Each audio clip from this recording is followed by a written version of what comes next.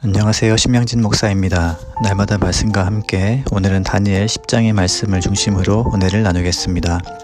다니엘서의 후반부인 10장부터 12장까지 이 세 장은 모두 바사의 고레스 왕 때에 다니엘이 목격한 환상이며 10장은 그 중에 서론이라고 할 수 있습니다. 하나님의 말씀은 두 가지 방식으로 우리에게 계시되는데 하나는 들려주시는 말씀이고 다른 하나는 보여주시는 말씀입니다. 출애굽한 이스라엘 백성들에게는 하나님께서 모세를 통해 말씀을 들려주셨고 이사야, 에스겔, 다니엘과 같은 선지자들이 활동했던 위기의 시대에는 하나님께서 환상을 통해 말씀을 보여주셨습니다. 본문 10장의 상황에서 다니엘은 1장에서와 같이 더 이상 청소년이 아니었습니다. 바사가 통치하던 시대의 다니엘의 나이는 어느덧 90이 되었습니다. 고레스 왕은 바벨론을 멸망시키고 그의 통치 원년에 이스라엘 백성들에게 예루살렘으로 귀환하라는 칙령을 내렸습니다. 이 칙령은 이스라엘 백성들에겐 마치 그 옛날 출애굽을 방불케 하는 놀라운 하나님의 신실하심과 구원의 역사였음에도 불구하고 이스라엘 백성들의 반응은 매우 미지근했습니다. 이스라엘 백성들은 예루살렘으로 돌아가고 싶지 않았던 것입니다. 70년의 세월이 지나자 포로 2세대들에게는 바벨론이 고국이 되었습니다. 아마 폐허가 된 예루살렘보다 바벨론이 더 살기가 좋았을 것입니다. 하지만 예루살렘 성벽과 성전을 재건하고자 했던 백성들은 세 차례에 걸쳐서 예루살렘으로 귀환을 하였고 예루살렘 재건 사업에는 상당한 어려움이 있었지만 백성들이 힘을 합쳐서 그 일을 완수하였습니다.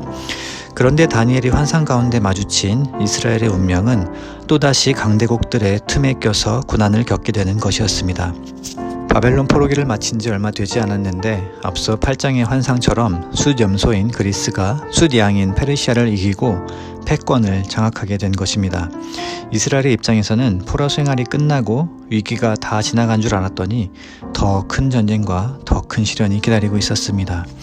사랑하는 신속의 성도 여러분, 만약 우리 삶에서 견디기 힘든 고난과 어려움을 오랜 시간 인내하며 참아냈는데 더 큰 위기가 닥치게 된다면 어떻게 되겠습니까?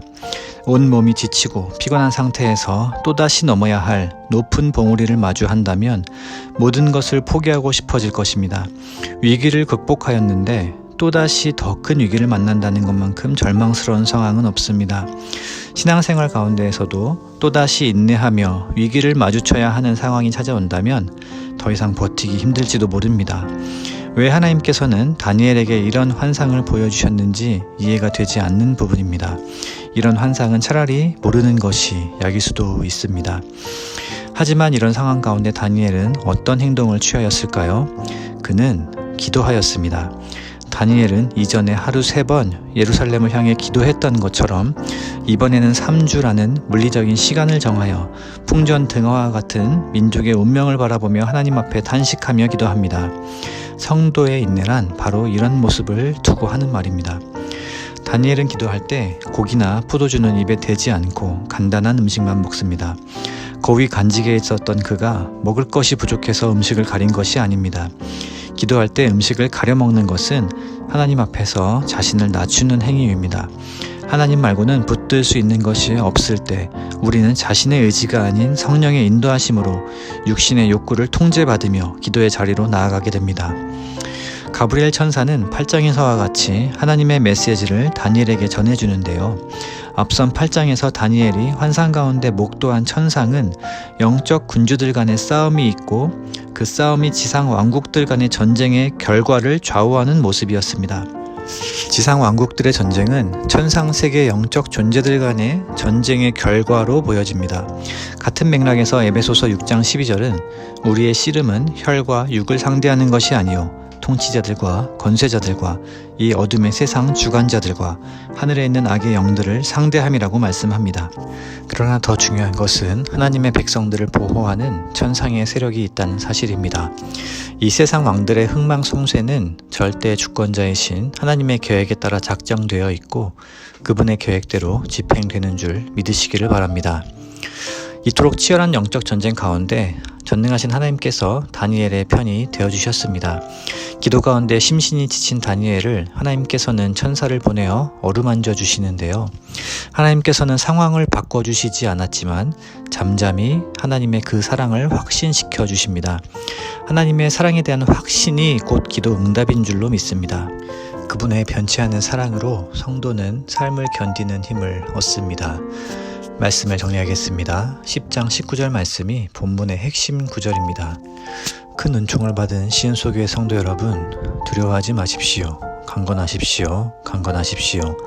무슨 일이 있든지 하나님이 우리를 지으셨고 우리를 여전히 사랑하시고 돌보실 것입니다. 우리의 정체성은 고난과 환난에서 찾을 수 없습니다. 우리의 정체성은 예수 그리스도 안에서 발견되며 하나님의 사랑 안에 뿌리내려 있습니다. 오늘 하루도 믿음의 반석이신 예수 그리스도 위에 굳게 서서 하나님 주시는 평안 가운데 강건하시기를 주님의 이름으로 축복합니다. 함께 기도드리겠습니다. 하나님 아버지, 우리는 반복되는 삶의 위기와 고난 가운데 힘겨워하며 하나님을 잊고 사는 때가 많았음을 고백합니다. 바라기는 시은소교회 모든 성도님들의 삶이 하나님의 사랑 안에 있음을 신뢰하며 두려워하지 않고 평안하여 강건하게 하옵소서. 천상과 지상 세계를 통치하시는 하나님께서 모든 일을 결국 가장 선하고 아름답게 인도하실 것을 신뢰하며 매일 주 예수님과 함께 동행하게 하옵소서. 존귀하신 예수님의 이름으로 기도드립니다. 아멘.